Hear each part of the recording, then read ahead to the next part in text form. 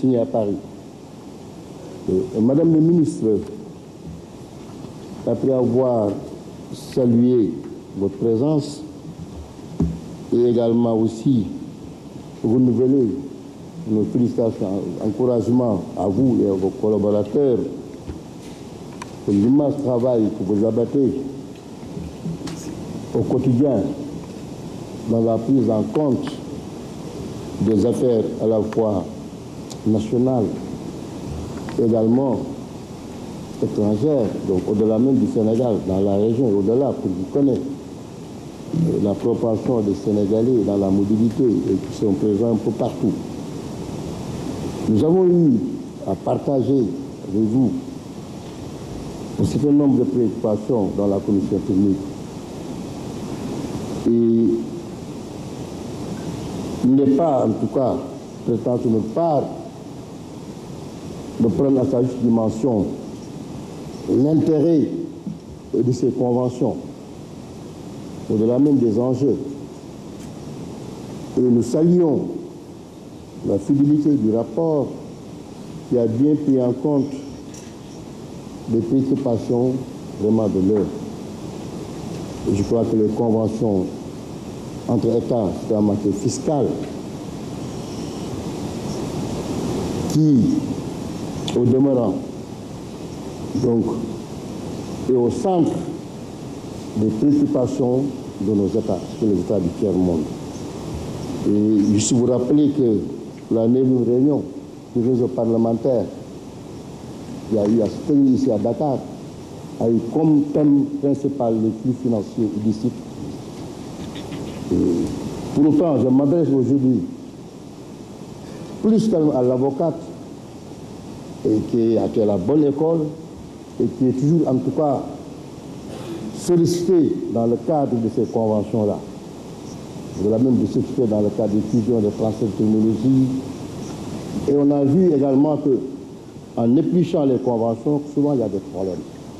Parce que la délinquance quand même intègre tous les secteurs de la vie. On a parlé quand même d'un combat avec l'île Maurice et que le président Macky Sall, qui a été l'ambassadeur, le porte-voix des intérêts vraiment des peuples d'Afrique dans l'Assemblée nationale de l'Assemblée des Nations Unies en 2015. Et je crois que c'est salutaire qu'aujourd'hui qu'on associe l'expertise qui ne fait pas défaut, notamment lors des experts.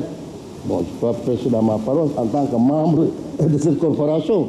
Et donc vous mesurez en tout cas l'intérêt et l'importance dans la manifestation de la vérité, également la transparence. Je crois que ce secteur, c'est un plan professionnel. Lors des experts dans ces différents démembrements sur la section fiscale, non seulement le président a eu le courage, comme on le sait, de dénoncer, de ne pas renouveler cette convention entre l'île Maurice et le Sénégal pour voir qui c'est ce que la cause comme préjudice, mais je veux dire qu'il ne faut pas que c'est à ce bon chemin.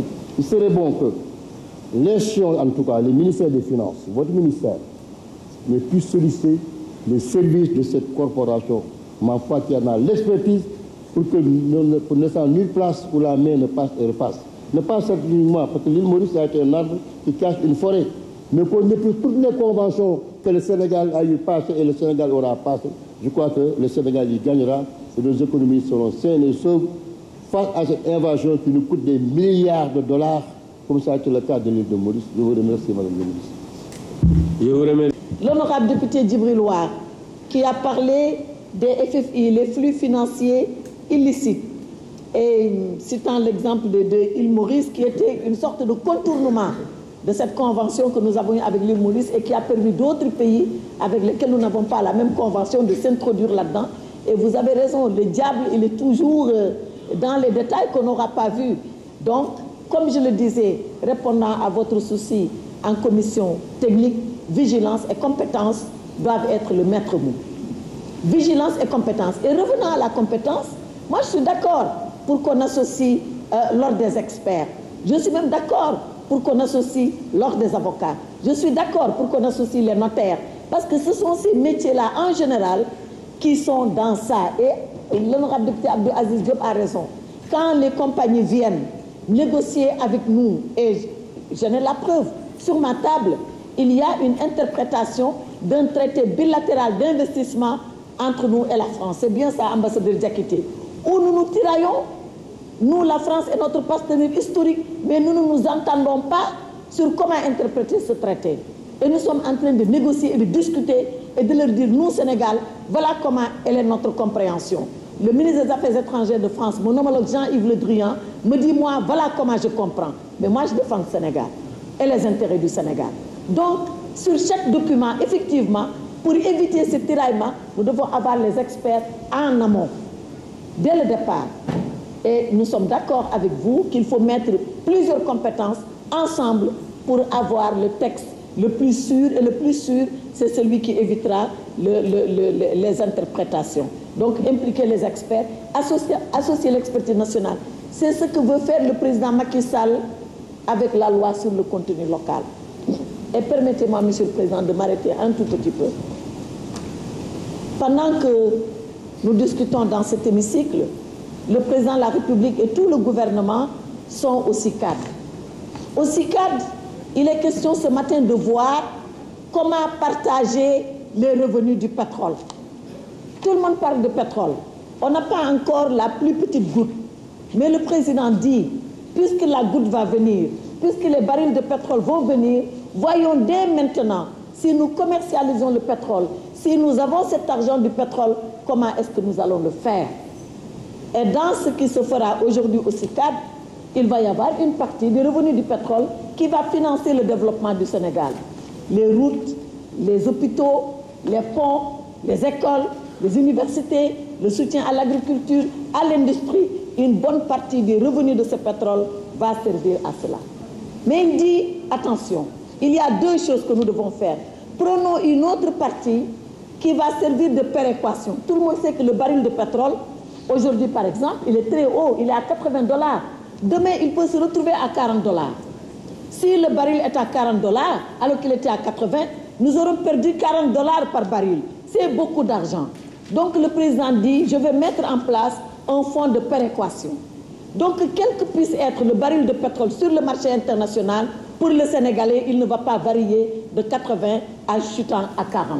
C'est beaucoup de sagesse et beaucoup de générosité pour le Sénégal. Parce que beaucoup de pays pétroliers sont partis quasiment en faillite parce qu'ils avaient tout misé sur le pétrole. Quand le pétrole a été haut, ils ont eu beaucoup d'argent. Quand le pétrole a été bas, ils se sont effondrés parce qu'ils n'ont pas imaginé la péréquation qui permettra de maintenir en équilibre les revenus que le Sénégal tire sur le pétrole. Troisième chose qu'il dit, il dit dans ces revenus de pétrole, je vais prendre une partie que je vais affecter pour les générations futures. Moi, président Macky Sall, mon gouvernement, on ne touchera pas à cet argent. Personne ne touchera à cet argent. Cet argent servira parce que nos enfants, nos petits-enfants, jusqu'au jour où le Sénégal n'aura plus de pétrole, eux vont bénéficier des revenus de ce pétrole. On ne va pas tout prendre et, comme on dit en africain, tout manger. On va garder une partie pour les générations futures. Je pense que ça, c'est de la prévision, c'est de la générosité, mais c'est surtout une vision très longue de comment sera le Sénégal dans 25 ans, dans 30 ans. Et revenant justement à ce contenu local dont on parlait, le président dit, dans encore les métiers du pétrole, je veux qu'on utilise les Sénégalais, je veux qu'on les emploie, je ne veux pas que l'entreprise étrangère vienne avec son argent, vienne avec ses machines, vienne avec ses ingénieurs, vienne avec ses juristes et tout, et qu'il s'accapare de tout, et que le Sénégalais ne vive que sur les recettes. Je veux que quand l'entreprise vient, qu'elle vienne avec ses machines, oui, parce qu'on ne les a pas. Qu'elle vienne avec son argent, oui, parce qu'on ne l'a pas, mais qu'il utilise des Sénégalais. Mais des Sénégalais formés, d'où l'Institut du pétrole et du gaz. C'est ça, le contenu local. Que demain, dans 10 ans, dans 15 ans, qu'il y ait des Sénégalais ingénieurs de partout qui puissent venir travailler parce qu'ils ont été formés pour cela. Voilà à quoi renvoie votre question, honorable député Djibril War. Donc c'est un tout, aussi bien dans la fiscalité, dans le pétrole, dans toutes ces matières nouvelles qui sont très complexes et vers lesquelles nous devons aller. Quand je parlais de l'exemple du président Biden, c'était pour dire que même les États-Unis sont victimes de ça. Ces fameux GAFAM-là, ils sont aussi aux États-Unis.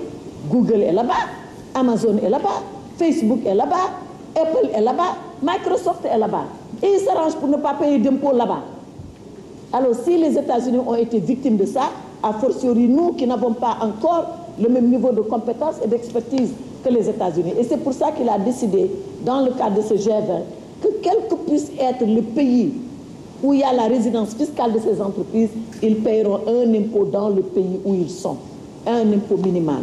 Donc, je reviens à ce que je disais, vigilance absolue sur ces activités, compétences avérées pour nous permettre d'être à la hauteur des défis et de l'enjeu. Mais je remercie le président Djibril War pour l'intérêt qu'il porte à l'expertise locale, relativement également à ce contenu local.